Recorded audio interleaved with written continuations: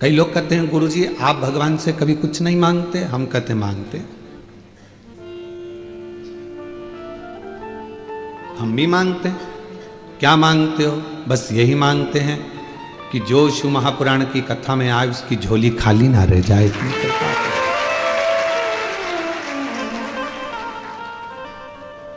एक नारी की गोद और एक पुरुष की जेब कभी खाली नहीं रहना चाहिए, बस इतनी उससे प्रार्थना रहती।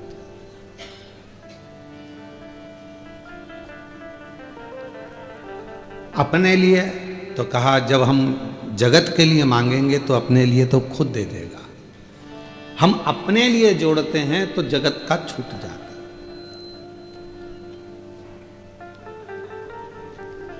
एक कथा हरियाणा में करने के लिए गए तो सुबह सुबह मॉर्निंग वॉक पर घूम रहे थे। घूमते घूमते हमने देखा एक व्यक्ति चेन पकड़ा कुत्ते की और कुत्ता को घुमा रहा था। उसने कहा महाराज जी हर हर महादेव। हमने कहा श्री शिवाय नमस्ते।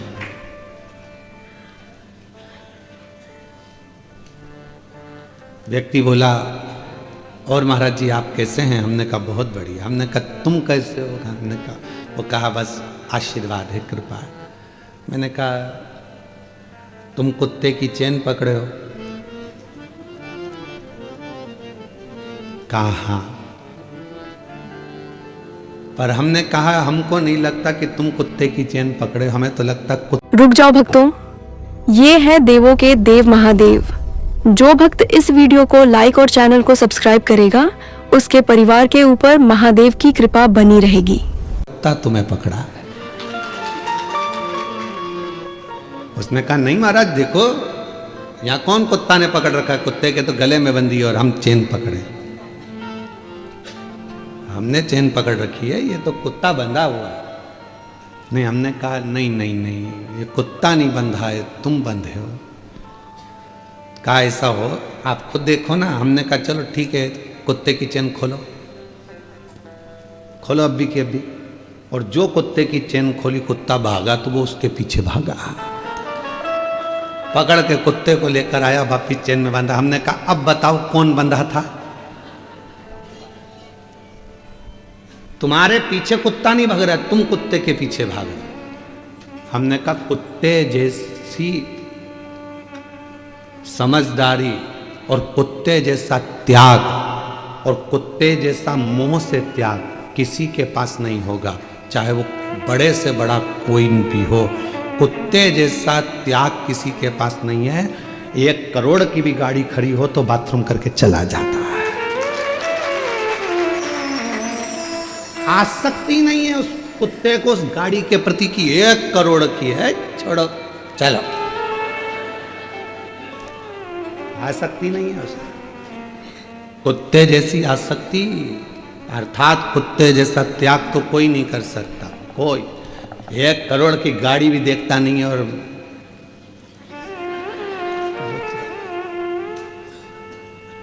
उसको मोह होता तो 1 करोड़ की गाड़ी पर सुसु करता। उसको मोह होता तो बंगला करोड़ों का उसके सामने छीछी करता। उसको ये सब चीजें त्याग दी उसने। इसीलिए शायद कुत्ता कोई भी मांगने वाला आता है तो उसके पीछे भौंकता है। क्यों? कुत्ता मांगने वाले के पीछे इसलिए भौंकता है कि मांगने वाले को समझाता है कि तू संसार से मांग रहा है, मांगना है तो उस परमात्मा से मांग ले, इसलिए भौंक। मांगने वाला मांगता है, कुत्ता उसके पीछे पड़ जाता, भोग भोग भोग भोग, आखिरी में उसको भगना पड़ता। समझा कितना?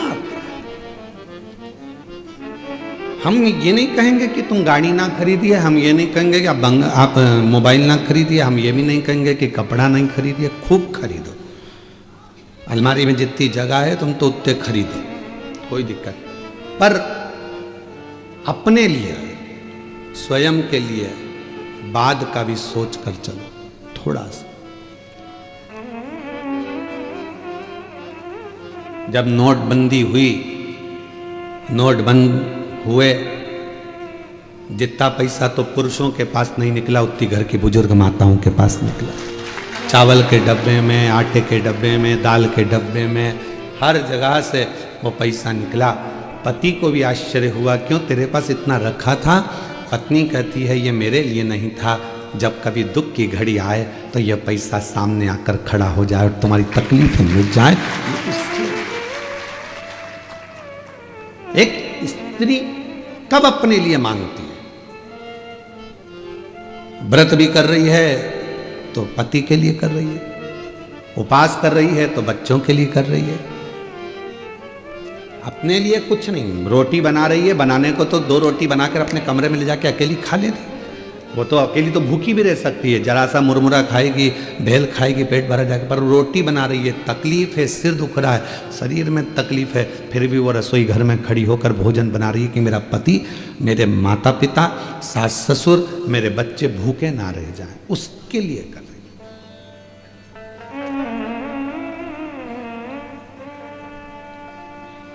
पर आज की सोच बड़ी विचित्र है। आज व्यक्ति वो सोच कर नहीं चल रहा। आज का व्यक्ति तो ये सोचता है कि बस मेरे को अभी की ज़िंदगी जी लेना है, बाद की ज़िंदगी पर ध्यान नहीं देना है, और फिर बाद में फिर वो दुख, वो तकलीफ, वो कष्ट व्यक्ति के सम्मुख में आकर खड़ा हो जाता। जियो, खूब जियो, सुखमय जीवन जियो, आनंदमय जियो, पर दूसरे के वैभव को देखकर अपने भीतर ईर्ष्या ना जाए, दूसरे के सुख को देखकर अपने भीतर ईर्ष्या प्रकट ना हो। किसी शिव मंदिर जाने वाला व्यक्ति का अगर मुख का दर्शन करो तो भगवान से प्रार्थना करना कि ऐसी कृपा मुझ पर भी करना कि मैं तेरे दरवाजे पर रोज आकर एक लोटा जल चढ़ा सकूं। ये तेरी कृपा है। और आता है, अभिमान किसको नहीं आता? संसार सागर में जन्म लिया है तो थोड़ी अभिमतता, थोड़ा अहम व्यक्ति की जिंदगी में जरूर आए, इससे कोई नहीं छूटा। देवऋषि नारद स्वयं अभिमत्ता में फूल गए थे, वो तो संत थे, तो भी भगवान के सामने जाकर कह दिया कि मैंने कामदेव को जीत लिया, आपने कामदेव को नहीं जीता। नारद जी को कौन समझाए कि एक उंगली हम जब किसी पर उठाते हैं तो ये 3 उंगली हमारी ओर जाती है कि तुम अपने अंदर झांक कर देखो। उस पर एक उंगली उठी है, पर ये 3 उंगली तो अपनी ओर ही जा रही है ना, उसमें एक गलती है, पर हम में तो 3 गलतियां हैं ना। इसलिए देवऋषि नारद ये समझ नहीं पा रहे थे कि मैं अभिमत्ता मेरे भीतर समाहित हो गई, मेरे भीतर अहंकार समाहित हो गया।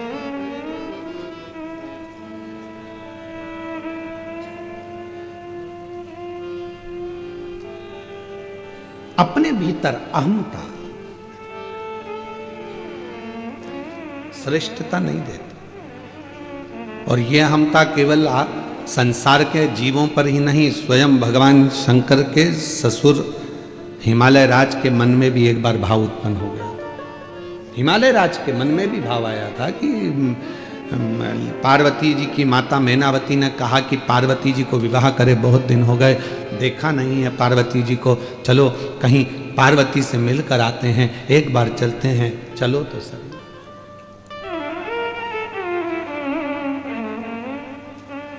चलो मां पार्वती से मिलकर आते।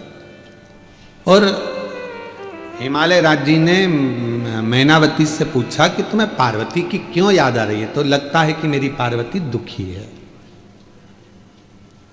लगता है मेरी पार्वती को कोई तकलीफ है। मैनावती ने तो हिमालय राज जी के मन में आया, हो सकता है कि दुख हो, क्योंकि अपना तो इतना वैभव था, हिमालय राज जी कहते हैं, पर मैनावती, पार्वती जिन शिवजी के साथ बिहाई है वो तो कैलाश पर रहते हैं, उनके घर में तो कुछ होगा भी।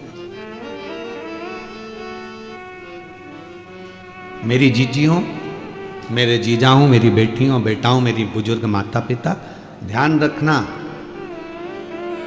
बड़ा पेट्रोल पंप, बड़ी गाड़ी, बड़ा बंगला, बड़ी संपदा, बहुत दौलत देखकर बेटी का विवाह कभी मत करना। बेटी का विवाह करना लड़के के संस्कार कहते हैं, वो अपनी पत्नी का आदर करेगा कि नहीं करेगा, सम्मान करेगा कि नहीं करेगा, ये देखकर बेटी का विवाह करेगा। अगर बेटी का पति अच्छा है तो वो पेट्रोल पंप, गाड़ी, बंगला का तो ढेर लगा लेगा, और मालूम पड़े गाड़ी बंगला देखकर बेटी को ब्याह दिया, दोस्तों से फुर्सत नहीं मिल रही है, रात को 2-2 बजे आ रहा है, मदिरा का पान कर कर आ गया।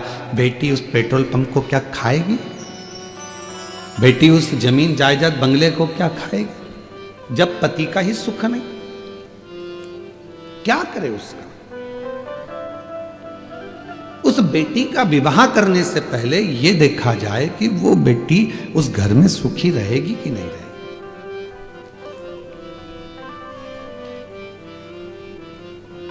और कई बार हमने देखा है कि बेटी का भाग्य भी होना चाहिए महाराज।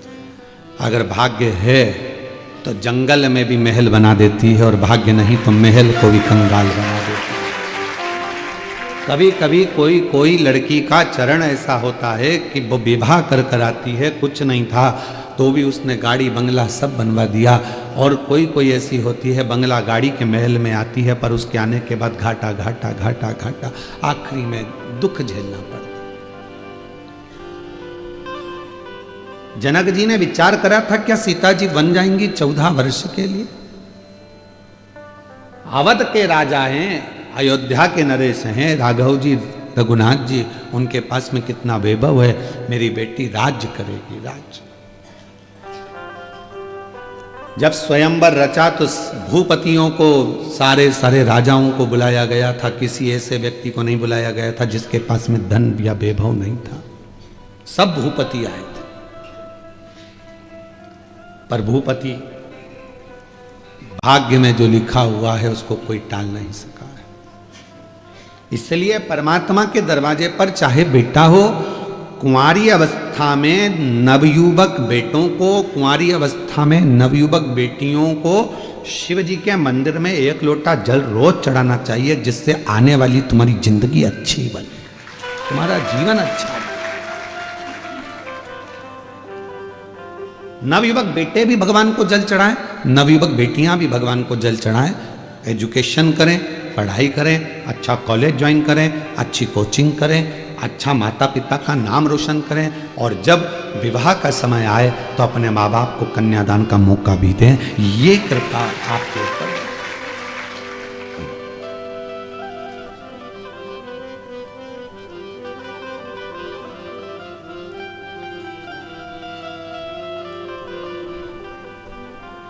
महाराज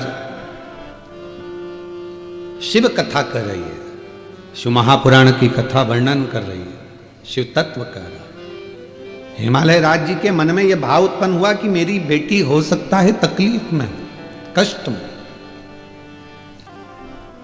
हिमालय राज जी के मन में आया कि मेरे पास में इतना वैभव है, मेरे पास में इतनी दौलत है, इतना धन है, मैं हिमालय राज हूं, और वो शंकर भगवान कैलाश पर रहते हैं, शिव है। शिव है। मन की पवित्रता रखिए, जितना बड़ा मन होगा उतना जीवन का एक सुख हमारे साथ जुड़ता चले जाएगा, जीवन का सुख, मन की पवित्रता। यहां सोपान दत्तात्रेय नारखेड़े जी बैठे हुए हैं, मैं आपको हर हर महादेव कहूं। छत्रपति संभाजी नगर के हैं, और कुबेरेश्वर धाम जब लगभग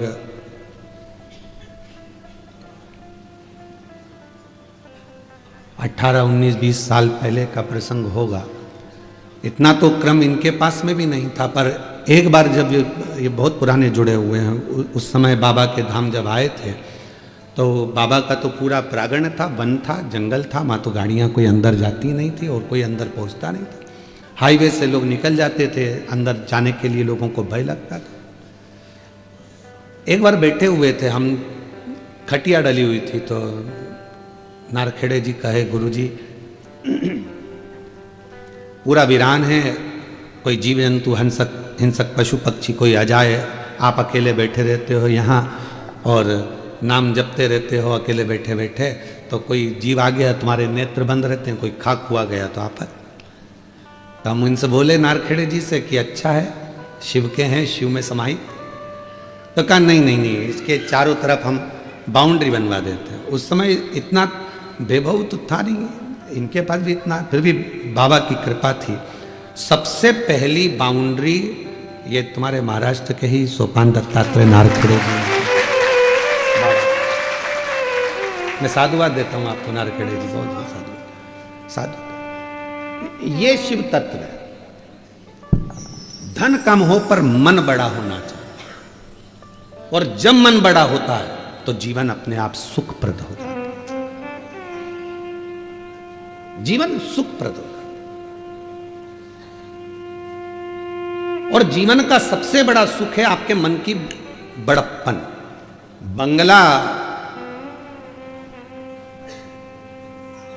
बड़ा हो ना हो पर दिल बड़ा रखना, और जब दिल बड़ा होगा तो दुनिया के सारे दुख मिटते चले जाएंगे, कष्ट मिटते, तकलीफें मिटती चली। आप अपने मन को बड़ा रखिए, मन को बड़ा। और जब ये मन पूर्ण तरह से एक आनंद के साथ बड़ा होगा तो वो फिर क्या देगा ये उसके ऊपर निर्भर करता। मैं इस गार्डन के मालिक को भी, इस गार्डन की मालकिन को भी, इस गार्डन के इस होटल का, क्या नाम है होटल का, आदित्य लॉज के मालिक को मैं धन्यवाद दूंगा। लोग एक दिन के लिए कोई अपना कमरा नहीं देते, तुमने 7 दिन के लिए पूरा गार्डन फ्री दे दिया। ये पूरी होटल गार्डन मैं आमंत्रित करूंगा, आओ आप पधारो एक बार मेरी तरफ से। पूरा गार्डन होटल इन्होंने 7 दिन के लिए निःशुल्क दे दी। केवल मालूम पड़ा कि शिव पुराण की कथा हो रही है, 1 रुपया ना लेते हो। कहा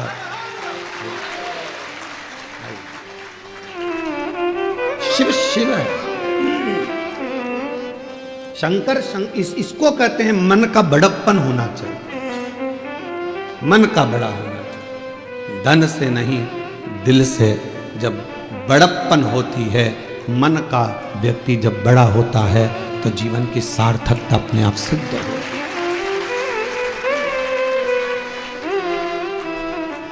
बधाई आपको बहुत।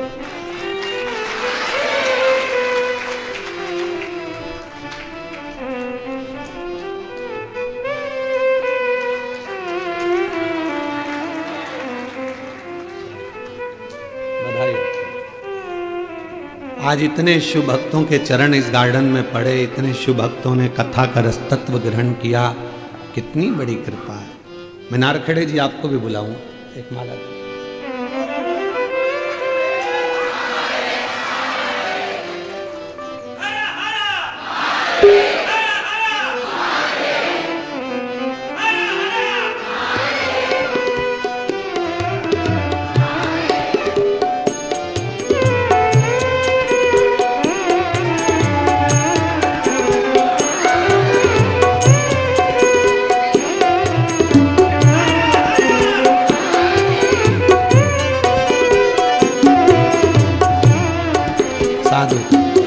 ये शिव तत्व है। आज इतना बड़ा गार्डन, इतनी बड़ी व्यवस्था, 7 दिन तक निःशुल्क देने के लिए भी मन का बड़प्पन चाहिए, मन बड़ा होना चाहिए, दिल बड़ा होना चाहिए। ये हृदय की बड़प्पन। महाराज घर बड़ा है वो मायना नहीं रखता, आपका दिल कितना बड़ा है। मैं आपसे एक बात पूछूं, जलगांव की जीजियां उत्तर देना और जीजान भी उत्तर देना। जब तुम छोटे थे, बहुत बाल्यावस्था में थे, ईमानदारी से बोलना, चाहे तुम मायके में थे चाहे अपने घर में थे, छोटे थे तो अपने घर में हो गए, उस समय पर मेहमान ज्यादा आते थे कि नहीं आते थे? और आज घर बड़ा हो गया, व्यापार बड़ा हो गया, व्यवसाय बड़ा हो गया, तो बोलो ईमानदारी से, क्या मेहमान बढ़े? घट गए। क्यों? किसी के पास समय नहीं। और थोड़ा सा समय अगर परमात्मा देता भी है तो लोग प्रेम से मिल नहीं पाते, प्रेम वहां खत्म हो जाता, स्नेह वहां डाउन हो जाता। हिमालय राज्य के मन में आया कि मेरी बेटी के घर में कुछ भी नहीं है, तो उनने बहुत रतन, हीरे, माणिक, मोती, सोना, चांदी सब भर लिया रथों में और हिमालय राज लेकर चलती है सब। कहां जा रहे हैं? अपनी बेटी को देने के लिए, बेटी को देने के लिए। चलते चलते काशी प्रदेश में पहुंच गए और काशी प्रदेश में पहुंचे तो वहाँ उन्होंने देखा कि इतना, ये कौन सा प्रदेश है, ये कौन सा जगह है, इतना इतना वैभव, जहाँ खंबे भी रत्नों से जड़े हुए हैं, माणिक मोती प्रकाश हीरा रतन सब भरा पड़ा हुआ है। ये कौन सा क्षेत्र है, कौन सा क्षेत्र?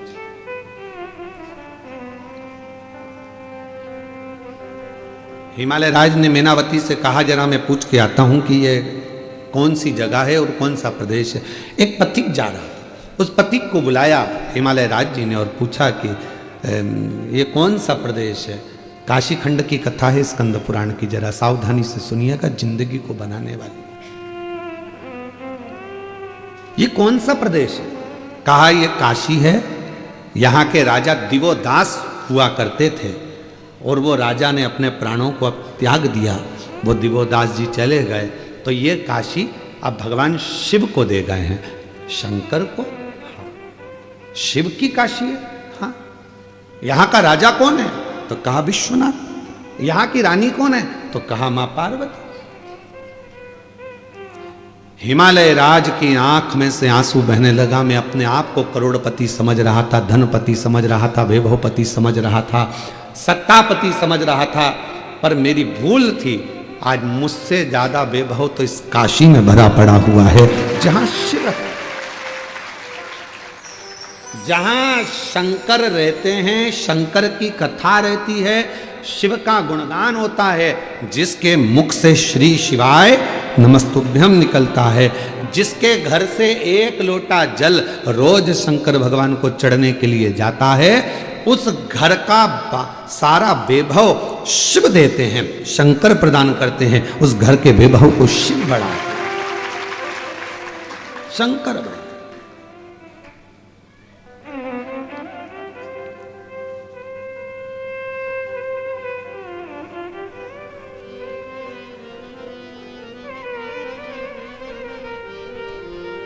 घर का वैभव कौन बढ़ा रहा है? शिव।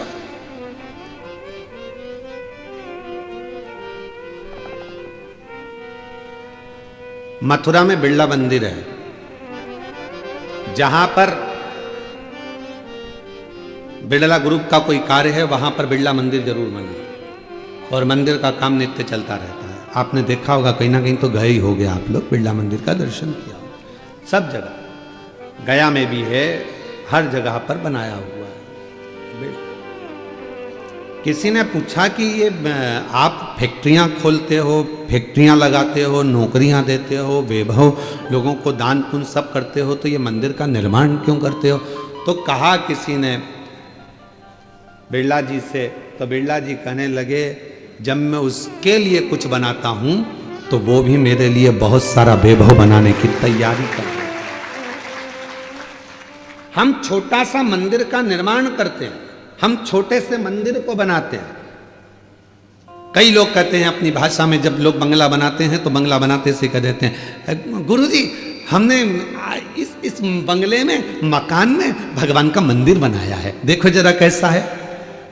गुरुजी मंदिर देखो कैसा लगा आपको, हमने इतने बड़े बंगले में भगवान का मंदिर बनाया है। अब गुस्सा तो बहुत आता है हमको कि बताओ क्या कह रही है कि हमने इतने बड़े बंगले में भगवान का मंदिर बनाया है। कहना क्या चाहिए कि भगवान के मंदिर में अपना छोटा सा कमरा बनाया है। बोलना क्या चाहिए कि ये बंगला मेरा नहीं है, ये गाड़ी मेरी नहीं है। फिर वही वाली बात आ गई, मेरा बंगला,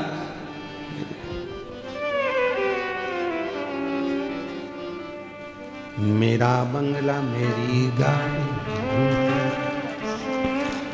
सब कुछ तेरो सरकार, मेरा तो कुछ नहीं, सब कुछ तेरो सरकार, मेरा तो कुछ भी नहीं।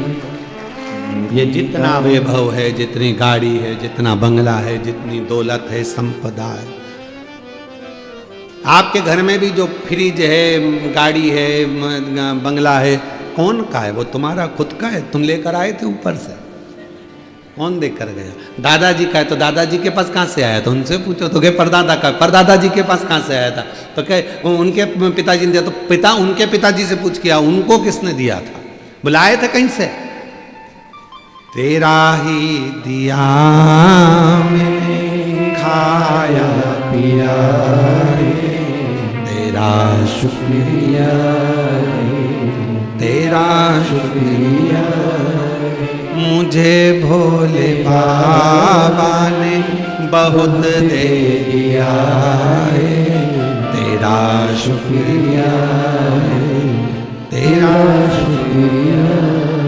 ये जायदाद दी है, औलाद दी है, मुसीबत में हर वक्त इमदाद दी है, तेरा ही दिया मैंने खाया पिया रे, तेरा शुक्रिया तेरा शुक्रिया। हमारा कुछ है ही नहीं। कितनी मेहनत कर रहे थे, कितना परिश्रम कर रहे थे, तब थोड़ा सा कमाते थे। वो तो जब से तुमने शंकर को पकड़ लिया, शंकर के लिए कुछ करा, तब से शंकर ने भी तुम्हारे लिए कुछ करना प्रारंभ कर दिया। अपना पूर्व का मत भूलो कि हम क्या थे, क्या हैं, और आज उसकी कृपा से हम कहां बैठे, क्या कर रहे, ये उसकी उदारता, उसकी करूंगा। किसी की सामर्थ्यता नहीं है कि कोई भगवान शिव को कुछ दे सके। लंका का राजा रावण ने एक बार कह दिया था भगवान शंकर से,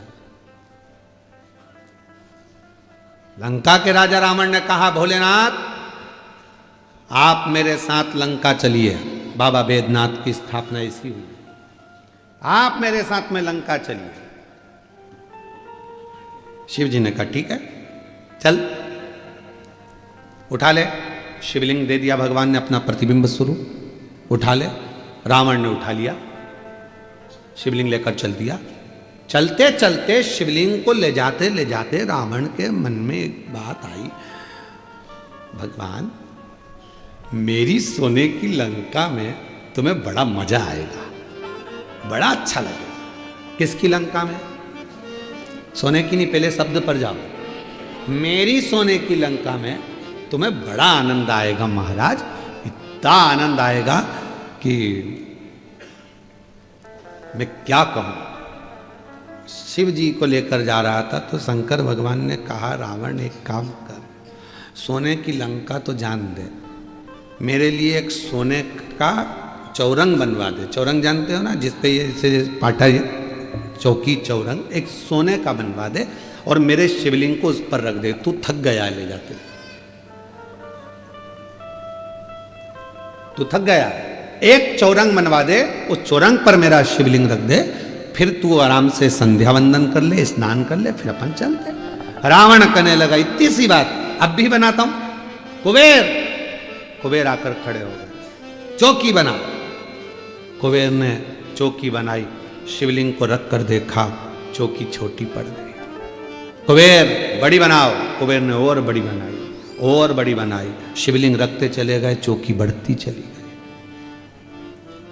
बाबा वैद्यनाथ जी की कथा कहती है, कहते हैं कुबेर के भंडार में जितना सोना था, गोल्ड था, सारा लगा दिया, और शंकर की वो चौकी पूरी बन नहीं पाई। रावण ने कहा कुबेर, कुबेर कहते है ही नहीं तो लगाऊं क्या, सोना ही नहीं है, बचा ही नहीं है, अब क्या लगाओगे? तो कहा एक काम कर, मेरी लंका में से सोना लेकर जा। कुबेर ने हंसकर कहा, मेरे खजाने का सुई की नोक के बराबर तेरी लंका में सोना है, मेरे खजाने की सुई की नोक के बराबर तेरे खजाने में सोना है। रावण बस इतना सा है। हाँ, रावण ने कहा मैं तो कह रहा था कि मेरे सोने की लंका में तुम्हें ठाट रहेगा, मेरे कुबेर चौकी नहीं बना पाया, मेरी सोने की लंका सुई की नोक के बराबर है शिव के शिवलिंग के लिए, और दुनिया के लोग कह दें कि हम कर रहे हैं, हम करा रहे हैं, ये तुम्हारी सामर्थ्यता नहीं है, वो तो शंकर करा रहा है और शंकर कर रहा है। अपनी सामर्थ्यता नहीं हो सकती। कोई कहे क्यों महाराज जी वो कुबेरेश्वर धाम बना, आपने बनाया? ना ना, सियोर वाले महाराज की सामर्थ्यता नहीं है कि कुबेरेश्वर धाम को बना दे। 12 ज्योतिर्लिंग के मध्य का बिंदु कुबेरेश्वर धाम पर अगर खड़े होकर किसी भी ज्योतिर्लिंग को आप नापेंगे, गूगल पर सर्च करेंगे कुबेरेश्वर धाम पर खड़े होकर, तो 1 पॉइंट बड़ा हुआ आएगा, शून्य लगा हुआ कभी नहीं आएगा। 150 है तो 151 आएगा, कोई ज्योतिर्लिंग 180 है तो 181 आएगा, 1 बड़ा हुआ आएगा, पर शून्य कुबेरेश्वर धाम पर कभी नहीं आता, क्योंकि जो कुबेरेश्वर धाम पर आता है वो शून्य नहीं रहता, 1 कदम आगे बढ़कर उन्नति की ओर बढ़ जाता। तो क्या हमारे सपने में आया था ये स्थान? नहीं। क्या हमारे स्वप्न में आया था ये कुबेरेश्वर स्थान? नहीं। तो फिर यहाँ कुबेरेश्वर बाबा बैठे कैसे? हम बिठाने वाले नहीं है, हमारी सामर्थ्यता नहीं है, ये तो स्वयं 12 ज्योतिर्लिंग के मध्य बिंदु में आकर कुबेर भंडारी इसलिए बैठे कि कोई 12 ज्योतिर्लिंग में नहीं जा पाएगा। बिंदु में आकर अगर कुबेरेश्वर धाम पर भी जल चढ़ा देगा तो सारे ज्योतिर्लिंगों का पुण्य फल प्राप्त होगा। कौन की सामर्थ्य? हमारी सामर्थ्य था कि हम कुछ बना दे? ना, सामर्थ्य था वहां तो केवल एक छोटा सा शिवलिंग। कभी हम मौका लगेगा ना, अंदर का जो शिवलिंग है उसका दर्शन आपको कभी बनेगा तो ऑनलाइन कराएंगे, कभी योग बनेगा, जब अभी नहीं। छोटा शिवलिंग विराजमान है पाषाण की छतरी के अंदर, बस वही मूल था, उसी का स्मरण, उसी की भक्ति रखे, भजन पूजन करना। बट वृक्ष है 200-400 साल पुराना जो वहां पर विराजमान है, बेल वृक्ष है, वन है, कंकर शंकर है, भक्ति है, जलाशय है। जिस जलाशय का पानी आप लेते हो नल में आता है, और वही नल का पानी आप शिव जी को चढ़ाते हो, वो कहीं दूसरी जगह का नहीं। जहाँ जलाशय उसी भूमि पर बीच में उस पर छत डलवा दी गई जिससे किसी को तकलीफ ना। जलाशय